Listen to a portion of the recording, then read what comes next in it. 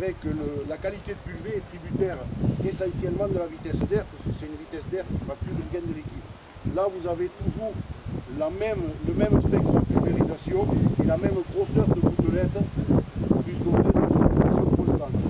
Donc on a fait des essais avec le Sémagref, puisqu'on est en même temps sur 2 zones d'essai avec les chambres d'agriculture, ici et sur le Languedoc-Roussillon, où on présente un appareil qui est panaché, c'est-à-dire avec un côté avec des buses classiques, comme ceci, et l'autre côté de la machine qui est équipé avec des buses à injection d'air. Là, effectivement, on a des gouttelettes qui sont un petit peu plus grosses, donc un peu moins d'impact, mais on a une dérive qui est quasiment nulle. Rien ne nous empêche également, sur le même élément, de panacher sur des barres plus hautes, par exemple, pour éviter la dérive, une buse à injection d'air uniquement, et garder ensuite pour la répartition des buses normales. Il faut savoir que si vous faites des traitements ou des systémiques ou des contacts, le nombre d'impacts demandé n'est pas forcément toujours le même. Avec un systémique, vous pouvez avoir un nombre d'impacts réduit, vous aurez toujours un très bon résultat. C'est vrai qu'avec du contact, il vaut mieux multiplier le nombre d'impacts. Donc là, on est en grosseur, en débit hectare, on a réglé notre machine à 110 litres.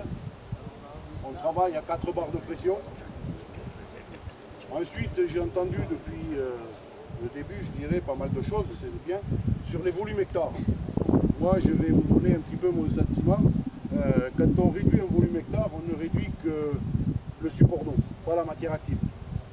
Donc après, il faut quand même faire attention à la température et l'hydrométrie. C'est bien beau de descendre, on est quand même dans une région chaude. Il faut savoir qu'une gouttelette, plus elle est fine, moins elle a le support d'eau, et plus vite elle va s'assécher. D'autant plus si la végétation déjà, elle, les spores sont refermés et une température élevée, une hydrométrie basse. Donc après, à vous adapter au réglage. Mais j'estime qu'aujourd'hui, un réglage entre 100 et 120 litres hectare est un très bon compromis. Donc je vais avancer un petit peu sur la conception de la machine. Donc Tecnoma ici aussi travaille énormément sur ce qu'on appelle les circuits d'eau. Donc le circuit d'eau, c'est tout ce qui passe par la pompe et qui va arriver à l'arrière de la rampe. Donc on a travaillé aujourd'hui beaucoup sur les normes environnementales. On s'est inspiré un peu de ce qu'on fait en grande culture, traînée, automoteur, portée et autres. Et cette machine a une particularité, c'est que le retour se fait dans l'aspiration de pompe. C'est-à-dire que votre pompe elle va aspirer 70, 80, 100 litres, peu importe le débit. Ici, vous allez en épandre 20, 30, j'en sais rien, suivant le débit hectare que vous avez. Le reste, souvent, même je dirais en général, revient dans la cuve. Peut générer éventuellement de la mousse. Nous, ça revient dans l'aspiration de pompe. 2 avantages à ce système. Le premier, c'est quand vous voulez rincer votre machine. Parce qu'aujourd'hui, vous êtes quand même tenu de rincer vos machines. Si vous voulez vous arrêter entre midi et 2 ou changer de parcelle, vous avez un produit qui sédimente rapidement, mais même que vous ayez moitié produit dans votre cuve, vous allez rincer votre pompe régulation et rampe et vous n'aurez aucune eau claire qui va revenir dans la cuve qui pourrait modifier la concentration de bouillie.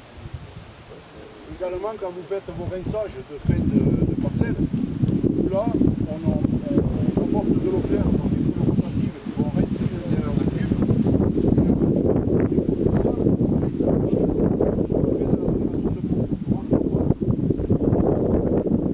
Ça vous permet d'utiliser peu d'eau claire pour faire vos séquences de rinçage. Vous êtes tous de très bons viticulteurs, vous devez faire 2, 3, 4 séquences de rinçage à la parcelle, et prendre sur la parcelle. J'en doute absolument pas. Donc si chaque fois vous envoyez 100 litres d'eau ou 80, suivant le débit de la pompe dans votre cuve, il va falloir les épandre, il va falloir le temps.